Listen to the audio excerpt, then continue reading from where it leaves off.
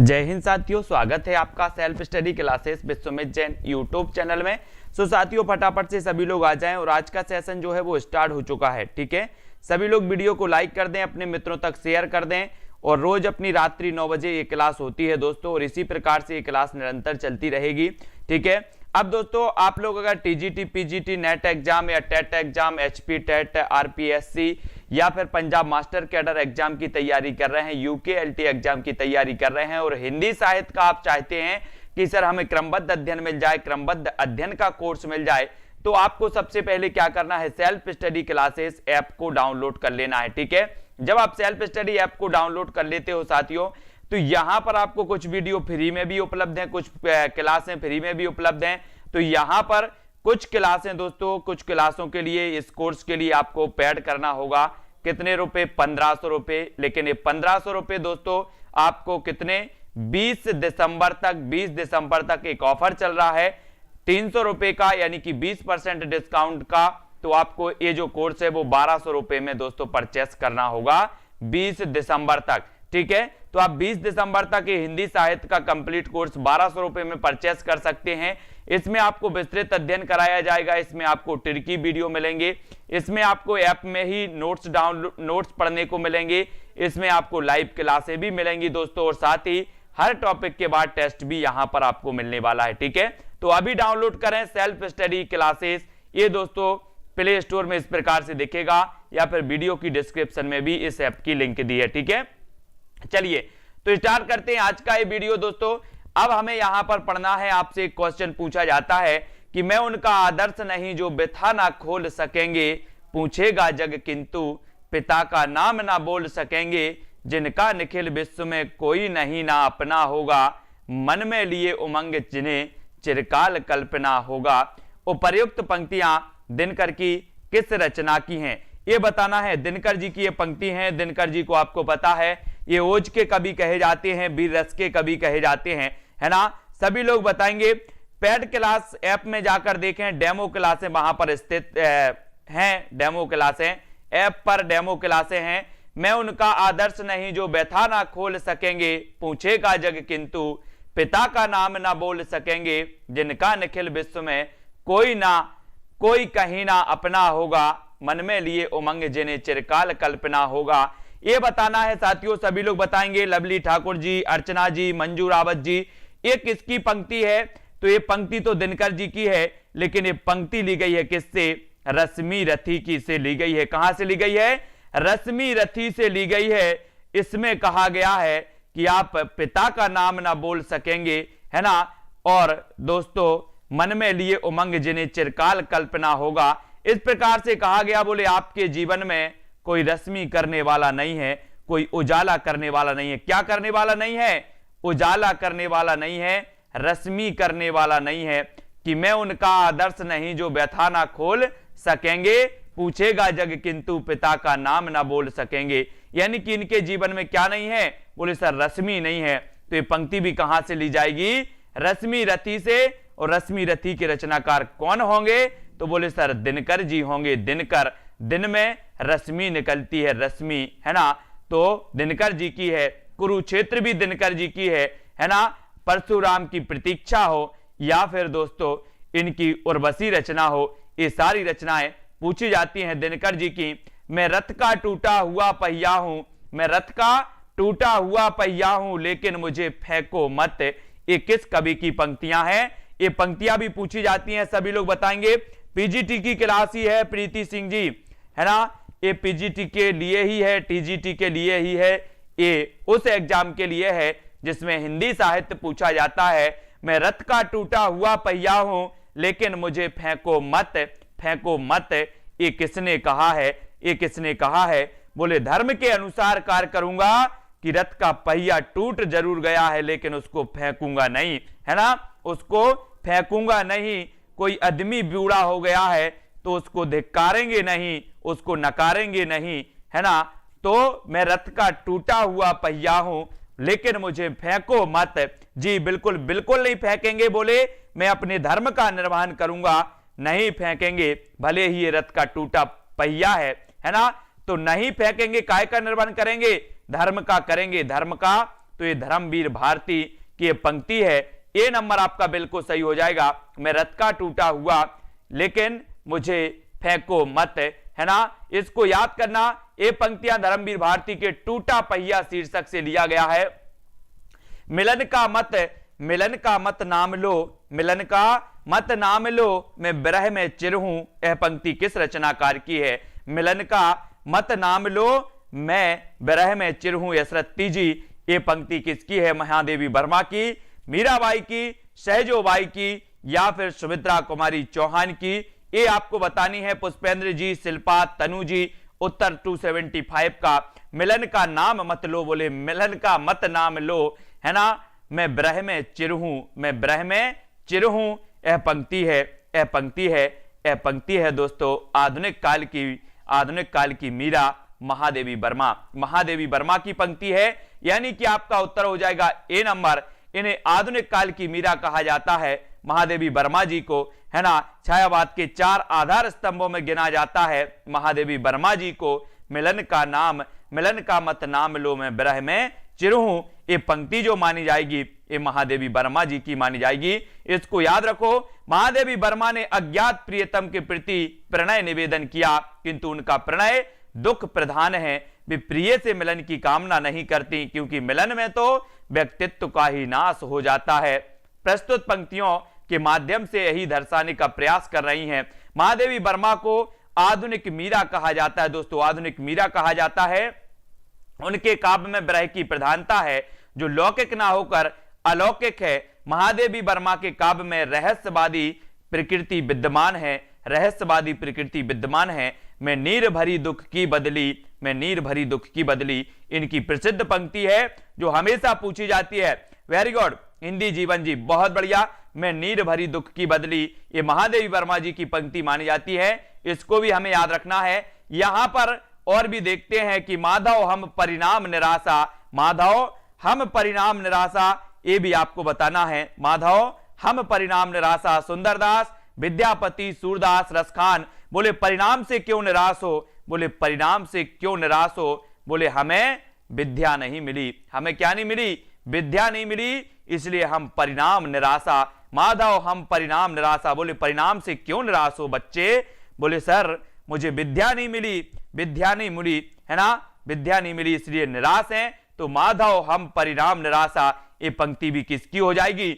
सूरदास, सुंदरदास की होगी या विद्यापति की? क्यों निराश हो? बोले सर विद्या नहीं मिली इसलिए निराश है, तो विद्यापति परिणाम निराशा। माधव हम परिणाम निराशा विद्यापति जी की है। इस प्रकार से याद रख लेना। ग्रियर्सन ने कहा कि हिंदू धर्म के सूर का अस्त भले ही हो जाए, राधा और कृष्ण में मनुष्य की श्रद्धा व विश्वास भले ही ना रहे, और कृष्ण की प्रेम लीलाओं के प्रति भक्तों का जो प्रेम है वह पाठकों के हृदय से कभी ना हटेगा। ये किसने कहा है?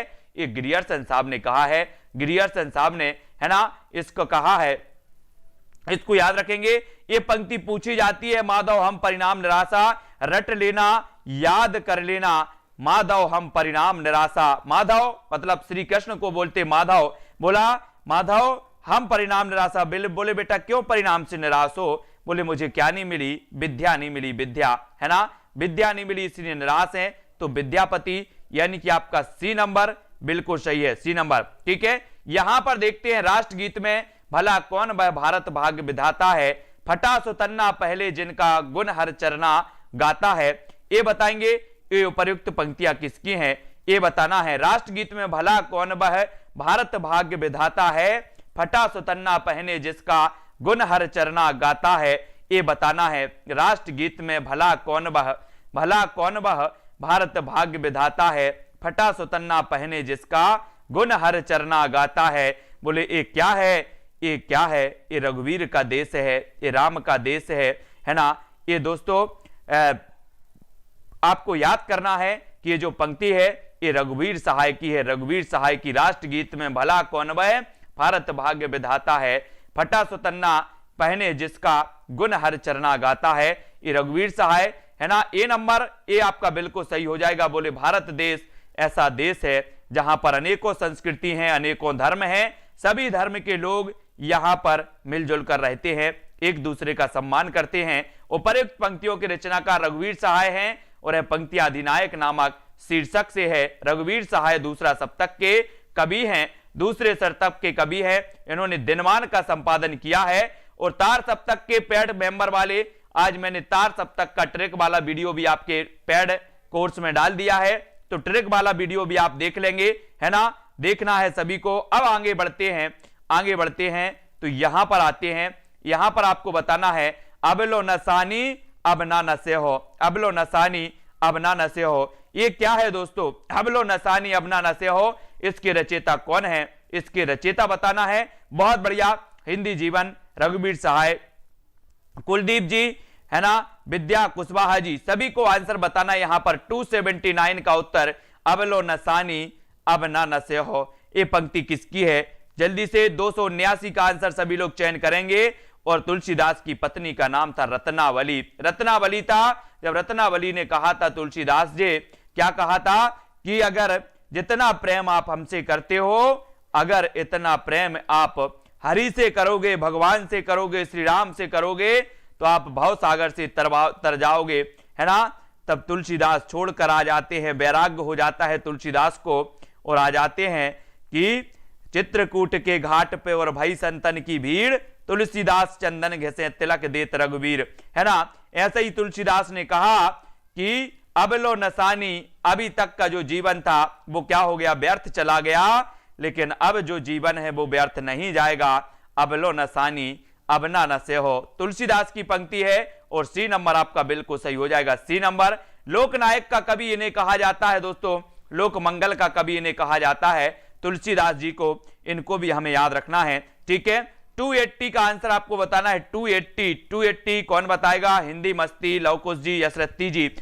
खने खन नयन कौन अनुसरई, खने खन बसन धूली तन भरई, इसके रचयिता कौन है?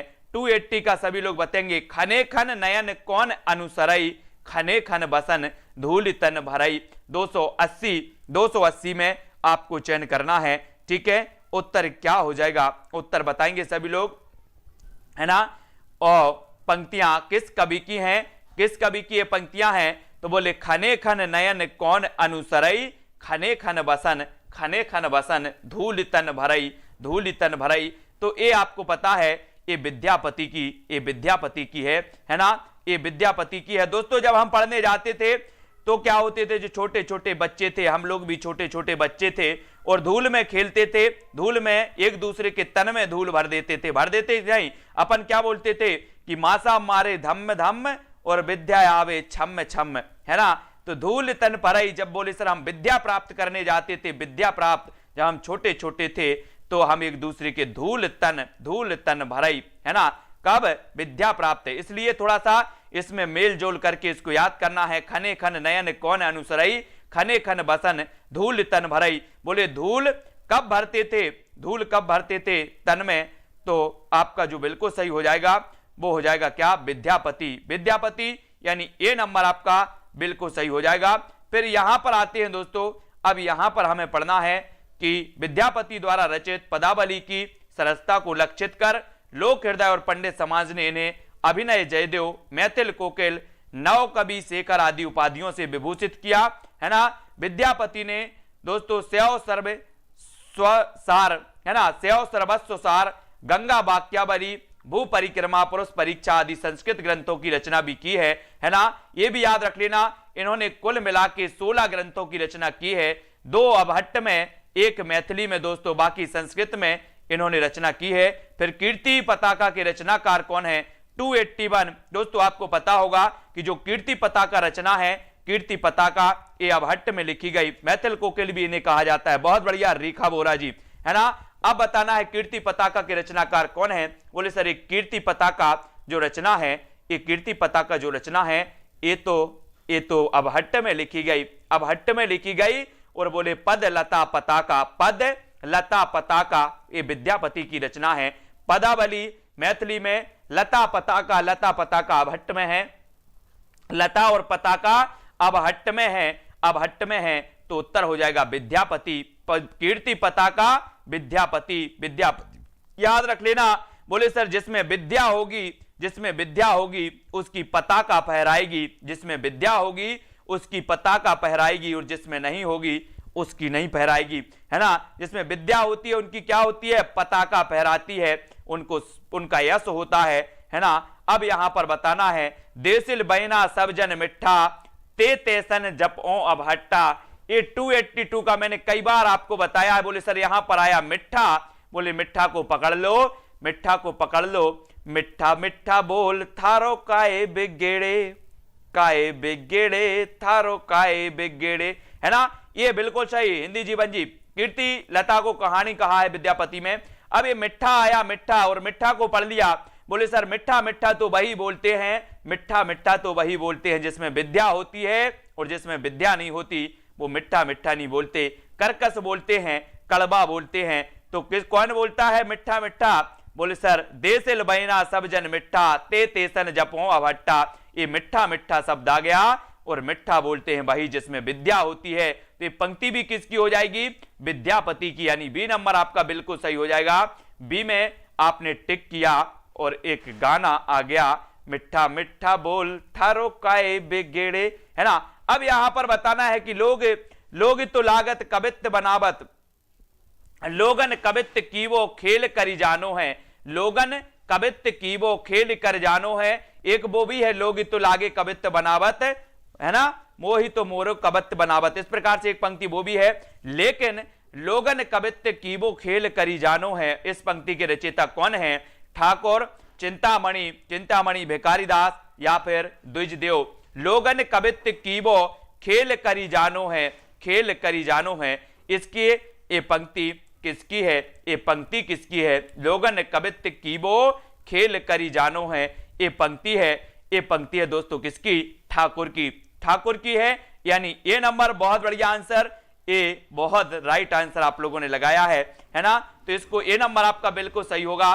ठाकुर कहते हैं कि सीख लीनो मीन मृग खंजन कमल नैन, सीख लीनो जग ओ प्रताप को कहानो है, सीख लेनो कल्प वृक्ष काम धैनु चिंतामणि, सीख लेनो मेरु और कुबेर गिर आनो है।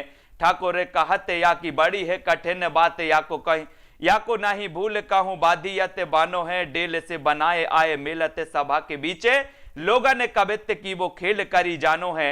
ये पंक्ति ठाकुर की है दोस्तों, किसकी है? ठाकुर। कभी ठाकुर, 3 ठाकुर हुए हैं। रामचंद्र शुक्ल ने कहा है कि हिंदी साहित्य के इतिहास में 3 ठाकुर हुए हैं, और रीति काल में जिनका नाम लिया जाता है ठाकुर, वो ठाकुर बुंदेली ठाकुर हैं। बुंदेली ठाकुर हैं, इनकी एक रचना है ठाकुर ठसक, ठाकुर ठसक। बोले ठाकुर ने ठसक छोड़ी, है ना, बुंदेली ठाकुर है ये दोस्तों। ये रीति काल में शुक्ल जी ने कहा कि दोस्तों साहित्य में 3 ठाकुर हुए। कौन कौन? 3 ठाकुर हुए, है ना। असनी के ठाकुर, प्रथम असनी के ठाकुर, द्वितीय भी असनी के ठाकुर, और तृतीय बुंदेली के ठाकुर हुए। और बुंदेली के ठाकुर की एक रचना है, कौन सी? ठाकुर ठसक, है ना, ठाकुर ठसक। एक और इनकी रचना है दोस्तों, ये भी याद रख लेना। तो यहां पर बताना है, सूर्य कवित्त सुनी कौन कवि, जो नहीं सिर चालन करे। सूर्य के संबंध में यह प्रशस्ति कथन किसका है?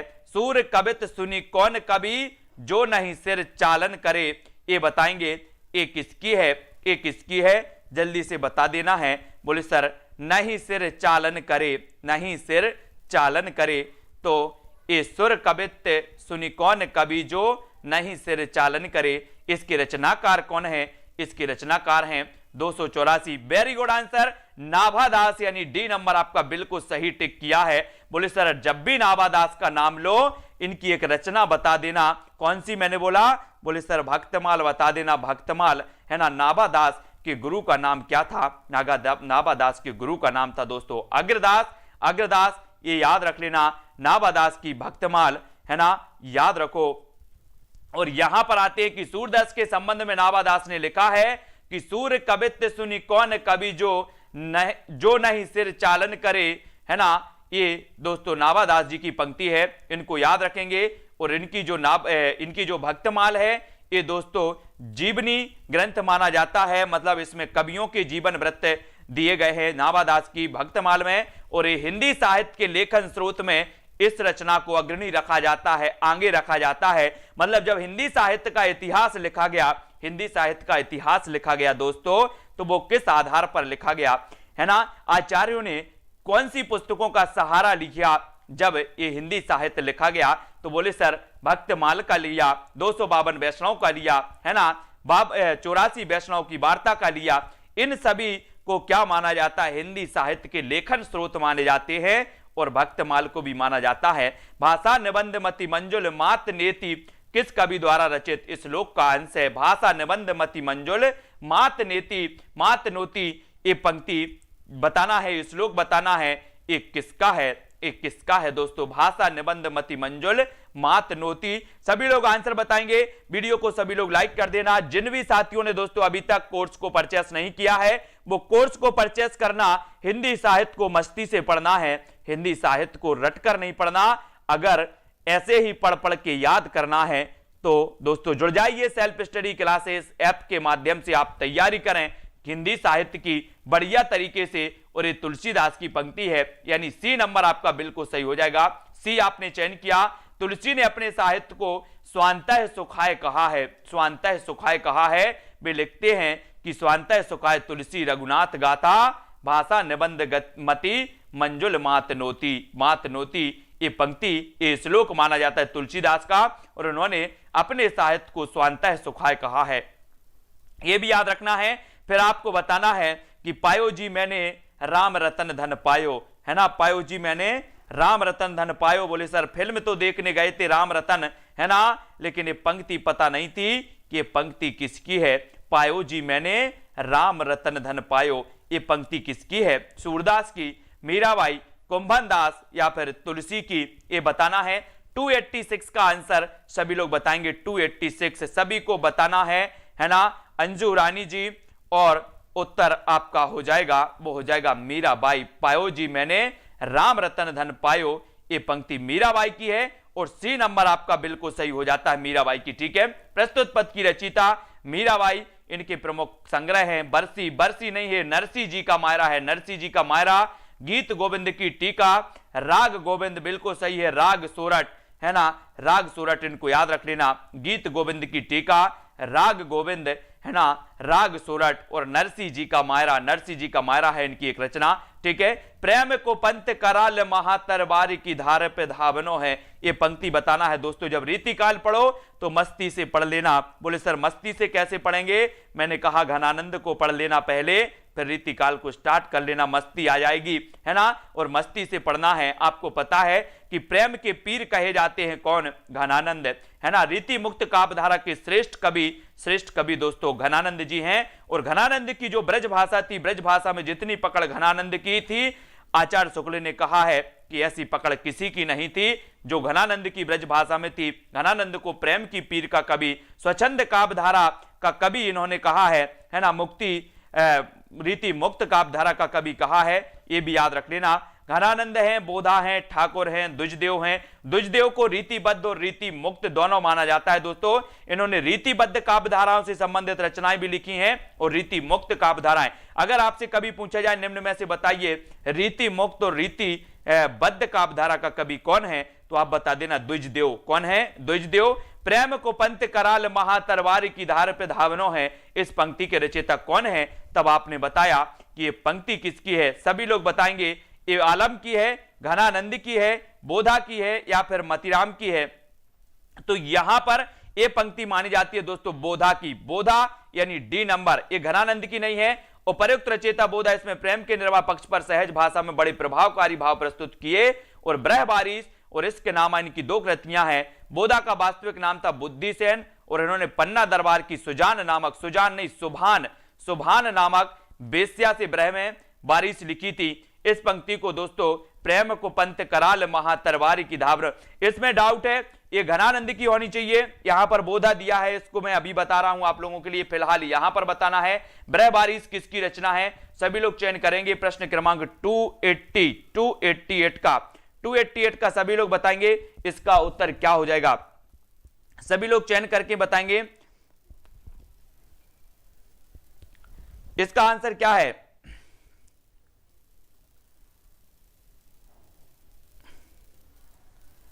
और ब्रहबारिश के रचनाकार बोले सर ब्रहबारिश के जो रचनाकार हैं वो कौन सा है? ये बिल्कुल सही है, ये बोधा की ही पंक्ति है ना, घनानंद की नहीं है।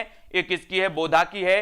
प्रेम को पंत कराल महा तरवार की धार पे धावनो है, ये बोधा की ही है, यानी डी नंबर इसमें टिक कर लेना, ठीक है। और ब्रह बारिश के रचनाकार कौन है? तो ब्रह बारिश के रचनाकार है दोस्तों कौन? बोधा। बोधा यानी कि ए नंबर, इनकी रचना है इश्क नामा। इश्क नामा बोले सर बोधा की है। और इश्क लता किसकी है? इश्क नामा बोधा, इश्क नामा बोधा। और इश्क लता के रचनाकार कौन है? जल्दी से सभी का कमेंट आना चाहिए, इश्क लता के रचनाकार कौन माने जाते हैं? सभी लोग बताएंगे फटाफट से, है ना, जल्दी बताओ। इश्क लता, इश्क लता के रचनाकार, इश्क लता, इश्क नामा तो आपकी बोधा की रचना हो जाएगी, लेकिन इश्क लता के रचनाकार आपको बताना है। ब्रह बारिश के रचनाकार बोधा है। सगुण अलंकारन सहित दोष रहित जो होए, शब्द अर्थ ताको कवित विबुध कहत सब कोय। काव्य विषया क्या परिभाषा इनमें से किस आचार्य कवि की है? सभी लोग बताएंगे। हाँ, बोधा की है। सगुण अलंकारन सहित दोष रहित जो होए, शब्द अर्थ ताको कवित, है ना, ताको कवित विबुध कहत सब कोई। तो सभी लोग बताएंगे। हाँ, तो प्रश्न क्रमांक 289 में आप लोग चयन करेंगे। और ये पंक्ति किसकी है? सगुण अलंकारन महा, सगुण अलंकारन महा, सगुण अलंकारन सहित दोष रहित जो होए, दोष रहित जो होए, शब्द अर्थ ताको कवित विबुध कहत सब कोय। ये पंक्ति किसकी है? सगुण अलंकारन सहित दोष रहित जो होए, शब्द अर्थ ताको कवित विबुध कहत सब कोय। शब्द कोय, ये चिंतामणि जी की पंक्ति है। चिंतामणि यानी एक नंबर कभी आपसे पूछा जाए, बोले सर ये जो चिंतामणि है, ये जो चिंतामणि है, ये जो चिंतामणि है, ये आचार्य रामचंद्र शुक्ल जी ने इन्हें रीतिकाल का रीतिकाल का प्रवर्तक मान लिया। चिंतामणि साहब को आचार्य शुक्ल ने, है ना, और डॉक्टर नगेंद्र ने किसे माना? डॉक्टर नगेंद्र ने माना, बोले सर केशव दास को माना। डॉक्टर नगेंद्र साहब ने, श्याम सुंदर ने भी केशव दास को माना। इनको याद करना। और प्रभु जी तुम चंदन हम पानी, जाकी अंग अंग बास समानी। पंक्ति किस संत कवि की है? किस संत कवि की है ये बताना। प्रभु जी तुम चंदन हम पानी, जाकी अंग अंग बास समानी। पंक्ति किस संत की मानी जाती है? उमा देवी, आलोक जी, प्रतिमा जी, कल्पना जी, आदर्श जी। सभी लोग बताएंगे। बोले सर कई बार तो पढ़ा है मैंने कि प्रभु जी तुम चंदन हम पानी, है ना। हाँ, तो ये बताना है उत्तर क्या हो जाएगा? उत्तर सभी लोग बताएंगे और उत्तर होगी रैदास। ये रैदास की है, यानी डी नंबर आपका बिल्कुल सही है। प्रभु जी तुम चंदन हम पानी, जाकी अंग अंग बास समानी, ये पंक्ति है रैदास। कहा जाता है कि मीराबाई के जो गुरु थे वो कौन थे? रैदास। मीराबाई के गुरु कौन थे? रैदास। यानी आपका जो डी नंबर है वो बिल्कुल सही हो जाएगा। डी नंबर रैदास आपका वेरी गुड आंसर। सभी लोगों ने बिल्कुल सही बताया, लाइक कर दो एक बार। और रैदास का अन्य नाम क्या था? बोले सर रविदास। रैदास का अन्य नाम था रविदास, इन्हें रविदास भी कहा जाता था रैदास को। प्रभु जी तुम चंदन हम पानी, है ना। संत रैदास की ये पंक्ति कई बार पूछी गई तो बोले सर हमने याद भी कर ली है, अब की बार पूछ के बताए एग्जामिनर, मैं टिक सही लगाऊंगा। प्रभु जी तुम दीपक हम बाती, जाकी ज्योति बरे दिन राती। बहुत बढ़िया। प्रभु जी तुम दीपक हम बाती, जाकी ज्योति बरे दिन राती। ये पंक्ति भी किसकी है? प्रभु जी तुम चंदन हम पानी, प्रभु जी तुम चंदन हम पानी, प्रभु जी तुम दीपक हम बाती, जाकी ज्योति बरे दिन राती। इस पंक्ति के रचयिता बोले सर रैदास के अलावा कोई नहीं हो सकता, रैदास ही हैं। रैदास यानी सी नंबर रविदास इन्हें कहा जाता था। मीराबाई के जी के गुरु थे रैदास, संत कवि रैदास, है ना। केशव कही ना जाई का कहिए, केशव कही ना जाई का कहिए पंक्ति किस कवि की है? केशव कही ना जाई का कहिए, ये पंक्ति किसकी है? एक बार क्या हुआ साथियों, एक बार क्या हुआ, ये पंक्ति को जब याद करना पड़ता है तो एक बार होता है क्या, केशव जी जाते हैं तुलसीदास जी के पास। तुलसीदास जी के पास जाते, बोले रामचरितमानस में इतना समय क्यों लग गया तुलसीदास जी? बोले केशव कहीं ना जाए का कहिए, केशव कहीं ना जाए का कहिए। कौन बोले? तुलसीदास। तो ये पंक्ति किसकी हो जाएगी? केशवदास की तुलसीदास की? केशवदास एक बार तुलसीदास जी के पास गए और बोले कि तुलसीदास जी रामचरितमानस में इतना समय क्यों लग गया, आपने 2 वर्ष लगा दिए। बोले केशव कहीं ना जाए का कहिए। तो ये पंक्ति किसने कही होगी? केशव ने कि तुलसीदास ने? अब यहां पर आपने बताया संवाद चल रहा था, बोले सर केशव और तुलसीदास में। तुलसीदास ने कहा कि केशव कही ना जाए का कहिए, का कहिए क्यों लग गया, है ना। तो ये पंक्ति कही थी किसने, तुलसीदास ने। तुलसीदास ने केशव कही ना जाए। अब जिसको पता नहीं होता वो केशव समझ के केशव दास लगा देता, लेकिन अब नहीं बोलना। बोले सर कैसे याद किया, बोले हमने याद कर लिया कि केशव दास जी गए तुलसीदास जी के पास, बोले रामचरितमानस में इतना समय क्यों लग गया, तो तुलसीदास ने कहा केशव कही ना जाई का कहिए, का कहिए, है ना। इस प्रकार से अब आपको कभी ना भूलने वाली एक उक्ति मिल गई। बोले सर अब कभी नहीं भूलेंगे, केशव कही ना जाई का कहिए। तुलसीदास केशव कही ना जाई, ये पंक्ति कितनी बार पूछी गई, इसको याद करना है, ठीक है। ये हमेशा पूछी जाती है, लेकिन अब आप कभी भूलोगे भी नहीं, है ना। पराधीन सपने हो सुख नाही, पराधीन सपने हो सुख नाही, ये पंक्ति किसकी है, ये पंक्ति बताना है ना। अब देखो ये पंक्ति बहुत बढ़िया है, इसको कैसे याद करोगे, कैसे याद करोगे, बोले सर याद कर लेंगे। पराधीन सपने हो सुख नाही तुलसीदास द्वारा कही गई, है ना। अब तुलसीदास ने जब पत्नी के पास गए और इतना प्रेम करते थे, बहुत प्रेम करते थे, और गए और उन्होंने ऐसा बोल दिया कि आप ऐसा करते वैसा करते, 10 बातें सुना दी। अब जानते तो हो पत्नियों को, है ना, बहुत सारे ऐसे होंगे इसमें, बहुत सारी कुछ पत्नियां होंगी, है ना, कुछ पति भी होंगे इसमें, उनको सबको पता है, अनुभव है और सभी लोगों को। तो पराधीन सपनेहु सुख नाही, है ना। बोले सर ये पंक्ति तो तुलसीदास की है। तुलसीदास बोले कि पराधीन सपनेहु सुख नाही, चलो हरि भजन को चलिए, और तुलसी चित्रकूट के घाट पे आ गए। बोले अब तो हरि भजन, है ना, और बैराग हो गया तुलसीदास। तो पराधीन सपनेहु सुख नाही, इस प्रकार से याद रखना है ना। अब यहां पर दिखा है कुछ पंक्तियां इन्हीं पर दी हैं कि मोर पका सिर ऊपर रखो रसखान, बसो में हारे नैनन में नंदलाल, भक्तन को कहा सीकरी सो काम, प्रीति कर दीन गरे छुरी। तो इसको अपन यहां पर देख लेते हैं, और भी कुछ पंक्तियां हैं, सीधा सीधा देख लेते हैं, इन पंक्तियों को पढ़ लेते हैं। ये पंक्तियां हैं आपकी, कूट भी आपको दिया है, यहां पर आ जाओ। मोर पखा सिर ऊपर राखो, ये रसखान की है, रसखान, है ना। बसो में हारे मैं नंदलाल, मीरा, ये मीरा की है। भक्तन को कहा सीकरी सुकाम कुंभन दास, और प्रीत कर दीन गरे छुरी, ये किसकी है, तो बोले सर ये एक सूरदास जी की है, प्रीति कर दीनी गरे छुरी। सूरदास भक्तन को कहा सीकरी सुकाम कुंभन दास, बसो में हारे नैनन में नंदलाल, ये मीरा, और मोर पका सिर ऊपर राखो, ये पंक्ति रसखान की है। इनको याद रखेंगे। और मैं माखन चोर गड़े, और मैं माखन चोर गड़े, अब कैसहूं निकसत नहीं ऊधो, तिरछे हवे जू अड़े, ये पंक्तियां किसकी हैं, ये पंक्तियां बतानी है दोस्तों। आपको पता है कि जब उद्धव आए और गोपियों को समझाने लगे कि उन्होंने विभिन्न प्रकार के विचार रखे कि मान जाओ ऐसा वैसा संसार भर का, जब गोपियों ने उद्धव से कहा कि और मैं हृदय में माखन चोर गड़े हैं, है ना, हृदय में माखन चोर गड़े हैं, अब कैसा हूं निकसत नहीं ऊधो, तिरछे हवे जू अड़े, ये बताना है। तिरछे अड़ गए हैं, बोले निकर ही नहीं रहे वो तो अब, है ना, तिरछे अड़ गए। तो ये पंक्ति बोले सर सूरदास जी ने, है ना, लिखी है ये पंक्तियां। सूरदास जी ने बड़ा ही सुंदर वर्णन किया है कृष्ण जी का, कृष्ण के बारे में, गोपियों के बारे में, है ना। तो उर में माखन चोर गड़े, और दोस्तों ये नंबर आपका सी हो, ये नंबर बिल्कुल सही होगा, सूरदास जी, सूरदास जी हो जाएगा, ठीक है। भगवत कृपा की प्राप्ति के लिए सूर्य की भक्ति पद्धति में अनुग्रह का ही प्राधान्य है।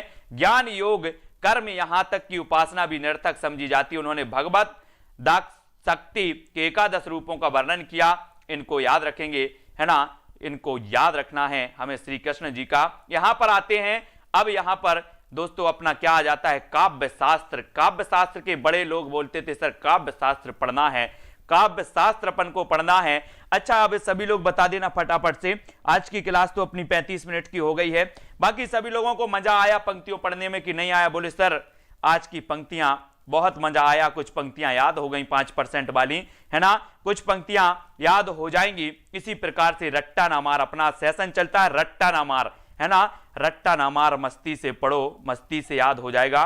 कल से अपन काव्य शास्त्र को पढ़ेंगे। अपन ने दोस्तों रेगुलर तरीके से पढ़ लिया, आदि काल, भक्ति काल, रीति काल, आधुनिक काल भी अपन ने पढ़ लिया। गद्य साहित्य से संबंधित, उपन्यास, नाटक से संबंधित, आलोचना से संबंधित बहुत सारे प्रश्नों को यहां पर कवर कर लिया, और ये अपनी निरंतर सीरीज के साथ ही अपन आगे बढ़ रहे हैं, है ना, और अपन काव्य शास्त्र पढ़ने वाले हैं। अब कल से काव्य शास्त्र को पढ़ेंगे और जितने भी साथी अभी तक ऐप डाउनलोड नहीं कर पाए हैं वो ऐप डाउनलोड करो और पढ़ना चाहते हो मस्ती से तो सेल्फ स्टडी क्लासेस से जुड़ो, मजा आएगा, पढ़ने में भी अच्छा लगेगा, एक एक चीज आपको समझाई जाएगी, जहां पर आपको दोस्तों हर एक चीज मिल जाती है ना, और याद भी हो जाती हैं बहुत सारी चीजें। क्योंकि अगर आप पढ़ाई को बोझिल समझोगे या फिर ऐसे गुस्सा में पढ़ोगे, मुझे याद नहीं होता, कभी याद नहीं होंगी, मस्ती से पढ़ोगे, जीवन को जोड़कर पढ़ोगे, मजा आएगा, याद भी हो जाएंगी, है ना। और इसी प्रकार से पंक्तियों को भी याद करना है और पढ़ते रहना है। मयंक जी, ब्लॉगर सूरज सरोज जी, ठीक है, बहुत बढ़िया। अपन को याद करना है, सिर्फ याद करना है। बोले सर सिर्फ याद करना है, एग्जाम पास होना है। एग्जाम पास होना ना तो अपना मेथड बदल दो और पढ़ने का तरीका अपना लो तो अपने आप याद होने लगेंगे। दारसू, सीमा, शिवानी, दीक्षा, ममता जी, सभी लोग ऐप को डाउनलोड कर लेना। और जो भी साथी चाहते हैं कि सर मुझे कोर्स परचेस करना है तो कोर्स परचेस करके आप क्रमबद्ध पढ़ोगे, क्रमबद्ध, जहां पर आपको दो प्रकार के कोर्स मिलेंगे। एक तो आपको विस्तृत अध्ययन वाला कोर्स मिलेगा, दूसरा आपको ट्रिक वाला कोर्स भी मिलेगा, जहां पर महत्वपूर्ण टॉपिक के माध्यम से आपको ट्रिक से पढ़ाया जाएगा, आप याद हो जाओगे। ठीक है, बिल्कुल सही है। मिठा मिठा बोल थारो काए बिगेड़े, बढ़िया है दोस्तों। जब हम विद्यापति को पढ़ते हैं, यहां वहां का करके, यहां का वहां, वहां का यहां करके हमें याद करना है। और याद जब हो जाता है ना, तो अपन को दोस्तों याद करना है कुछ भी हो। लवली ठाकुर, पूनम जी, ब्लॉगर लवकुश जी, कृष्णा जी, नर्मदा कोठलियाल जी, सभी लोग इसी तरह से जो निरंतर जुड़े रहें, सेल्फ स्टडी क्लासेस से जुड़ जाएं, है ना। श्रीधर जी, पुष्पेंद्र जी, माही जी, बिमलेश जी, ममता जी, सपना पांडे जी और गीता शर्मा जी, है ना। ये सारी चीजें पढ़ें दोस्तों, बहुत अच्छा लगेगा, आपको भी लगेगा कि सर मुझे आपसे जुड़कर कुछ तो मिला है, कुछ तो याद हुआ है, हिंदी साहित्य में इंटरेस्ट सा आ गया, इस प्रकार से आप जानोगे। ठीक है, तार सप्तक के कवियों की ट्रिक मयंक जी मैंने ऐप में लोड कर दी है। प्रयोगवाद ट्रिक में देख लेना, प्रयोगवाद ट्रिक वाला जो फोल्डर है उसमें प्रयोगवाद में जाके देख लेना, वहां पर तार सप्तक का आप पढ़ लेना। वहां मैंने ट्रिक से आपको तार सप्तक का वीडियो डाल दिया है, वो देख लेना सभी पेड मेंबर। ठीक है, सभी लोग देख लेना उसको। ठीक है, बहुत बढ़िया। तो कांति जी, ब्रिजमोहन, पूनम जी, ज्योति जी, गजेंद्र जी, शिव पूजन जी, है ना, सभी को धन्यवाद। इंद्रमणि, सौरभ जी, रचना, सोनू जी, यशरत्ती जी, लवकुश जी, प्रीति जी, और है ना, ठीक है, पूनम, अनीता और माही जी, पूनम जी, विपिन, अंजू जी। और दोस्तों अपना ये जो कोर्स है वो कोर्स लॉन्च के 1 साल तक वैलिड है, यानी कि ये कोर्स लॉन्च के 1 साल तक वैलिड रहेगा। आपके लिए नेट एग्जाम के लिए काम का होगा, आपके साल भर में जितने भी हिंदी साहित्य से एग्जाम होंगे उनके लिए भी ये महत्वपूर्ण होगा। नहीं तो आप समझते हो कि सर एक एग्जाम के लिए ही बस ये है, तो ये एग्जाम के लिए नहीं है, पूरा आपका साल भर साथ देगा ये आपका कोर्स। आपको नेट एग्जाम के लिए भी उपयोगी होगा, ये आपका हिंदी साहित्य में किसी भी एग्जाम की तैयारी करो सबके लिए उपयोगी होगा। पूनम जी, है ना, रक्षित शर्मा जी, बहुत बढ़िया, और अनीता गौर, मयंक जी, नर्मदा और नीलम जी, सौरभ जी, ब्रिजमोहन जी, सभी को धन्यवाद दोस्तों। इसी प्रकार से जुड़े रहें। कल अपन काव्य शास्त्र को पढ़ेंगे, उसको पढ़ने वाले अनीता जी, बहुत बढ़िया, है ना, इसको याद रखें। और अपन जो कहानी से संबंधित जो आंदोलन है उनकी ट्रिक भी मैं आज पेड मेंबर के लिए डाल दूंगा, कहानी वाले में उनकी ट्रिक डालने वाला हूं। ठीक है, तो वो भी देख लेना आप लोग, कहानी वाले ट्रिक वाले फोल्डर में जाके, कहानी वाले फोल्डर में जो अपने आंदोलन है ना, कहानी आंदोलन, आ कहानी, है ना, सचेतन कहानी, समांतर कहानी, ये सारी जो कहानियां इनकी ट्रिक में डाल दूंगा। इनके प्रवर्तक कौन है, ठीक है, रमेश जी। सभी को धन्यवाद। आज की वीडियो के लिए बस इतना ही। जय हिंद।